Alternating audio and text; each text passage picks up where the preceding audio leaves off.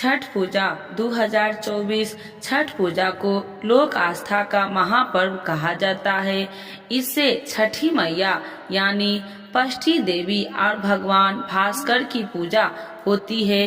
पंचांग के अनुसार छठ पूजा का पर्व कार्तिक शुक्ल पक्ष की चतुर्थी तिथि से शुरू होकर सप्तमी तिथि तक चलता है। छठ दीपावली के 6 दिन बाद मनाई जाती है। इस साल छठ की शुरुआत 5 नवंबर 2024 से होगी, जिसका समापन शुक्रवार 8 नवंबर 2024 को होगा। लेकिन छठ महापर्व तब तक अधूरा होता है जब तक इससे संबंधित कथा न सुनी जाए।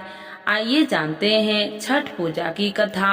तो एक बार बोलिए प्रेम से छठ माता की जय, सूर्य भगवान की जय। छठ पूजा की पौराणिक कथा राजा प्रियव्रत से जुड़ी है। कथा के अनुसार राजा को कोई संतान न होने के कारण वह और उसकी पत्नी बहुत दुखी रहते थे। संतान प्राप्ति की कामना के लिए राजा और उसकी पत्नी दोनों महर्षि कश्यप के पास गए। तब महर्षि ने यज्ञ करवाया और राजा की पत्नी गर्भवती हो गई। उसने 9 माह पूरा होने के बाद पुत्र को जन्म दिया, लेकिन वह मरा हुआ पैदा हुआ। जिसके बाद राजा और उसकी पत्नी पहले से अधिक दुखी हो गए। दुखी होकर राजा प्रियव्रत मरे हुए बेटे के साथ अपने प्राण भी त्यागने के लिए श्मशान में ही आत्महत्या का प्रयास करने लगे। तभी वहां से एक देवी प्रकट हुई।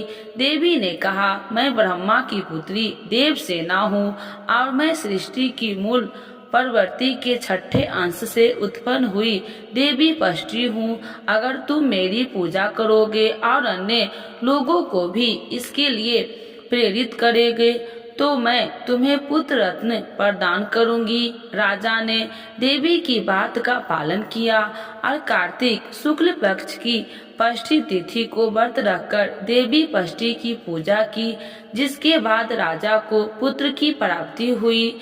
ऐसी मान्यता है कि इसके बाद से ही छठ पूजा की शुरुआत हुई। साल में 2 बार होती है छठ पूजा। बता दे कि छठ पर्व साल में 2 बार मनाया जाता है। कार्तिक मास के साथ ही चैत्र महीने में भी छठ पूजा होती है, जिसे चैती छठ भी कहते हैं। वही कार्तिक मास की छठ पूजा को छठ महापर्व या कार्तिक छठ के नाम से जाना जाता है। इस पर्व को स्त्री और पुरुष दोनों कर सकते हैं। छठी मैया की पूजा के साथ ही छठ सूर्य उपासना का भी अनुपम महापर्व है। धार्मिक मान्यताओं के अनुसार जो व्यक्ति सच्चे मन से और पूरी श्रद्धा के साथ छठ पर्व करता है, उसकी सारी मनोकामनाएं पूर्ण हो जाती है। छठ पर्व वाले दिन छठी मैया की ये कथा पढ़ना या सुनना बेहद जरूरी माना जाता है। तो एक बार बोलिए प्रेम से छठ मैया की जय। छठ व्रत के दिन सूर्य देव की पूजा के साथ छठ माता की पूजा भी विधान है। कहते हैं इस व्रत को करने से संतान को सुखी जीवन की प्राप्ति होती है। ऐसी मान्यता है कि भगवान राम और अंगराज कर्ण ने सूर्य षष्ठी पूजा की शुरुआत की थी। इसके अलावा पौराणिक कथा के अनुसार जब पांडव जुए में अपना राजपाट हार गए थे, तब द्रौपदी ने छठ व्रत रखा था। द्रौपदी के व्रत के फल से पांडवों को उनका राजपाट वापस मिल गया। कहते हैं इसके बाद से छठ व्रत को समृद्धि पाने के लिए भी रखा जाता है। छठ व्रत की दूसरी कथा। एक कथा के अनुसार राजा प्रियव्रत की कोई संतान नहीं थी, जिस वजह से वे दुखी रहते थे। तब महर्षि कश्यप ने पुत्र षष्ठी यज्ञ करवाकर उनकी पत्नी मालिनी को यज्ञाहुति के लिए बनाई गई और खीर खिला दी। इस खीर को खाने से उन्हें पुत्र हुआ, लेकिन वह मृत पैदा हुआ। प्रियव्रत अपने पुत्र को लेकर श्मशान गए और पुत्र वियोग में अपने प्राण त्यागने लगे। कहते हैं उसी वक्त भगवान की मानस कन्या देवसेना प्रकट हुई, जो देवी पष्टी थी। देवी ने राजा से कहा कि हे राजा, तुम मेरा पूजन करो और लोगों को भी इस पूजा के लिए प्रेरित करो। इस व्रत को करने से तुम्हारी इच्छा जरूर पूरी होगी। राजा ने अपने पुत्र इच्छा से देवी पष्टी का व्रत किया और उन्हें फिर से पुत्र रत्न की प्राप्ति हुई। छठ पर्व वर्ष में 2 बार मनाया जाता है। पहली बार चैत्र और दूसरी बार कार्तिक में। चैत्र शुक्ल पक्ष की षष्ठी तिथि पर मनाए जाने वाले छठ पर्व को चैती छठ के नाम से जाना जाता है और कार्तिक शुक्ल पक्ष की षष्ठी पर मनाए जाने वाले पर्व को कार्तिक छठ से मनाए जाते हैं। ये व्रत मुख्यतः पारिवारिक सुख समृद्धि और मनोवांछित फल की प्राप्ति के लिए रखा जाता है। चैती छठ पूजा में क्या क्या सामान लगेगा, यहाँ जाने पूरी जानकारी।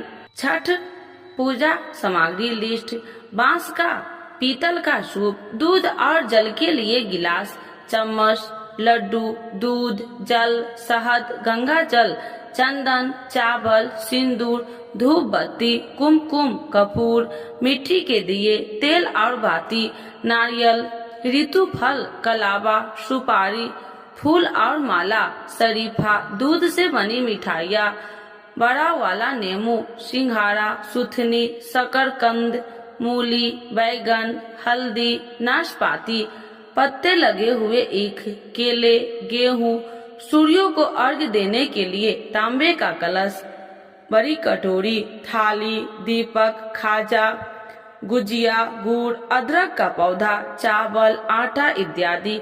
छठ पर्व के तीसरे दिन व्रती छठ पूजा के सामान और प्रसाद को एक टोकरी में लेकर तालाब या नदी या किसी घाट पर जाते हैं और सूर्य देव को अर्घ देकर उनकी विधि विधान से पूजा करते हैं। इसके बाद अगले दिन गुजरते हुए सूर्य देव को अर्घ देकर व्रत संपूर्ण किया जाता है।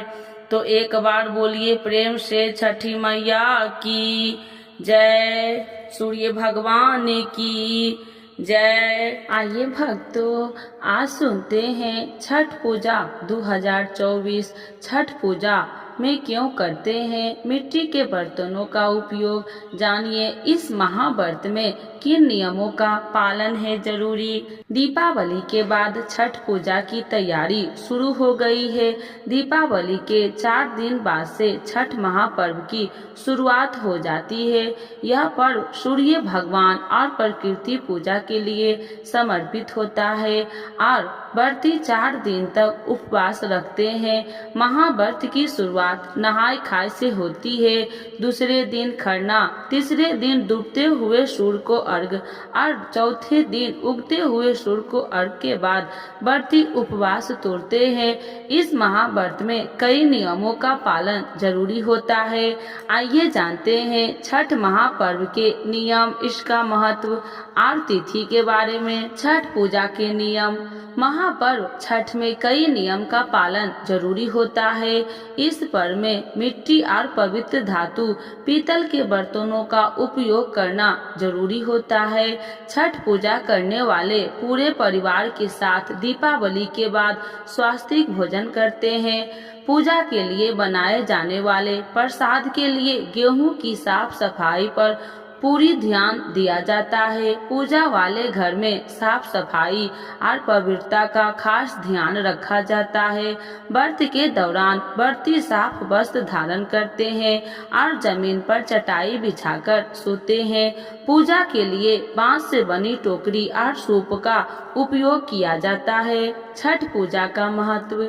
छठ का महापर्व जीवन में सुख समृद्धि और संतान की लंबी उम्र की कामना के साथ किया जाता है। यह जीवन के केंद्र सूर्य देव को प्रकृति के प्रति मानव जाति की कृतज्ञता को प्रदर्शित किए जाने वाले का यह पर्व है। यह सनातन धर्म में से शुरू से प्रकृति के महत्व को समझने और उसे महत्व देने का प्रतीक पर्व है। बिहार और यूपी उत्तर प्रदेश में किया जाने वाला यह महापर्व और पूरे देश की ही नहीं विदेशों में भी किया जाने लगा है। छठ पूजा की तिथियां 4 दिन तक चलने वाले महापर्व छठ की शुरुआत नहाय खाय से होती है। इस बार 5 नवंबर मंगलवार को नहाय खाय है, 6 नवंबर बुधवार को खरना, 7 नवंबर गुरुवार को डूबते हुए सूर्य को अर्घ देना और 8 नवंबर शुक्रवार को उगते हुए सूर्य भगवान को अर्घ्य के साथ व्रत की समाप्ति होगी और व्रती पालन करेंगे।